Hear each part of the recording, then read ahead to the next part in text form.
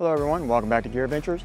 Today we're going to be doing a 90-day review on the Ariel Rider Grizzly version 3. And I figured what better place to do a review than here at Sandy Ridge Wind Farm in the mountains of Pennsylvania. I'm out here riding today.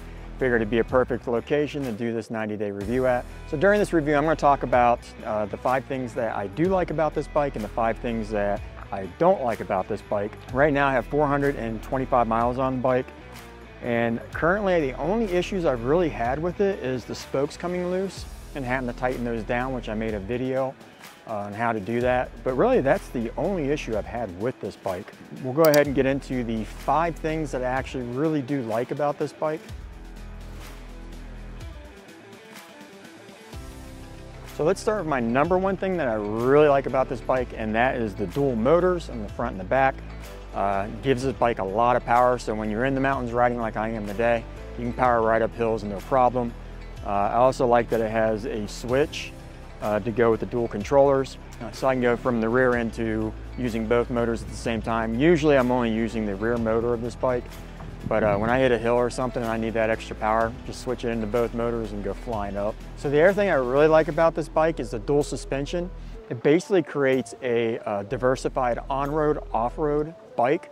So it's really nice because you can be riding down a main road and you can hit a field and go. Of course, these things I'm covering are things that are pretty obvious. It's one of the things that make this bike special over a lot of the other ones. So the third thing I really like about this bike is the dual batteries.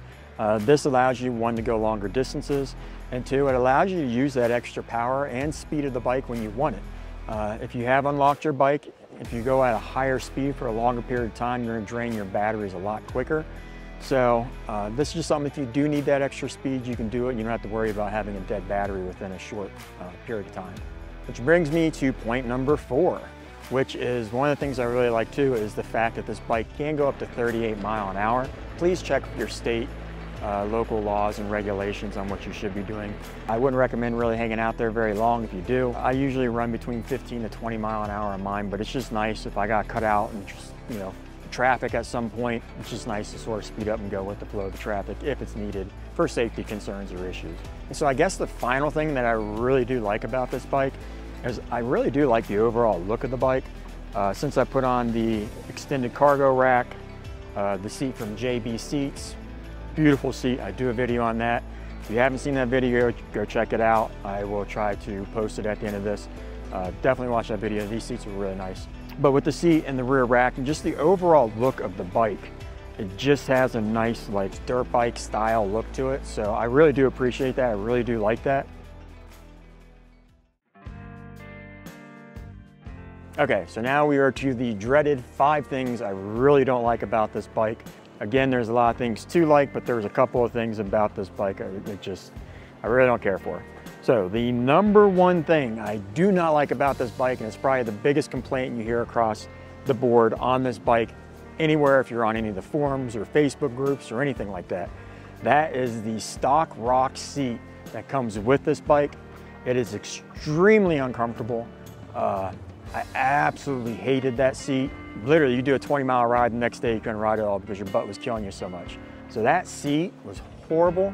I did try to break it in to see if it would work. I rode on it for almost the first 3 months because I just got this JB seat. So that was my number 1. I'm glad I replaced it because that thing was horrid. So if you have this bike or you get this bike, you might as well plan on getting the seat. You're gonna have to, just that simple. So the number 2 thing that I really didn't like about this bike is not really as much as the bike as it is sore pointed towards the company. The accessories for this bike are never in stock. I don't know what's going on with Ariel Rider, who they get their parts from, but man, I would probably switch it up or start looking for some new people. Okay, so the number 3 thing that I really don't like about this bike is there's not a lot of real estate to add things to it. You have to add like additional bars if you want to put like an extra light or like my 360. I was able to get that on, but just overall, it's so hard to put accessories on here. Really know where to put a drink or a cup holder or something of that nature. You can try to put one on the side or something, but just something that's going to be workable. There's just not a lot of real estate on this bike, so that's why it is important to be able to get stuff like the rear cargo, extended rack, and stuff like that. It looks like it's about to rain and I might get wet, but I know there's a possibility, but looking like it might be more than just a possibility. So, okay, so the fourth thing I don't like about this bike, which is a love and hate relationship, is the front tire motor spinning when you engage it. It is sort of cool for effect, like, yeah, it's cool. You take off in the dirt or on the road or whatever, it does look cool. I'll give it that. But as far as being able to actually use it, when you're pulling out in traffic or across the road and you need that extra power and boost to go, and you get down on it and it's just spinning, not helpful at that point. I wish there was a way to sort of back the torque off on that front tire, whether it be an update in the controller or in their software or something, just to take away some of that torque, because sometimes it's just not needed. It can also be dangerous if you're out riding. I've come around a corner and it's like my tire's spinning while I'm on a road. Like, that front tire goes out from underneath you, it's gonna hurt. So I just wish they could maybe back off the torque a little bit somehow, or like I said, maybe do a software update of some type that you can control the torque. Definitely would help. Don't know if it's possible, but would highly recommend that. So this brings me to the fifth thing that I really don't like about this bike, and I already mentioned it. I had to mention it, and that is the spokes coming loose. I know it's a common issue with bikes. It does happen. It's not a major, it's not going to end your world or end your ride, but man, it is annoying to have to tighten those down. It is a little bit of a pain to deal with, so I have to throw it in there because it is the only issue I've had with the bike. But seriously, if that's the only problem I've had, it's really not that bad. Okay, so it's starting to rain right now. I was hoping to try to finish this video, so I'm gonna have to shut this down before I get soaked, my camera gets soaked. So we're gonna have to stop this recording now. So as you can see, I am back in the studio. That rainstorm did blow through. It took about 10 minutes or so. It rained pretty hard. I got underneath one of the windmills on the back sides and actually stayed pretty dry while that blew through.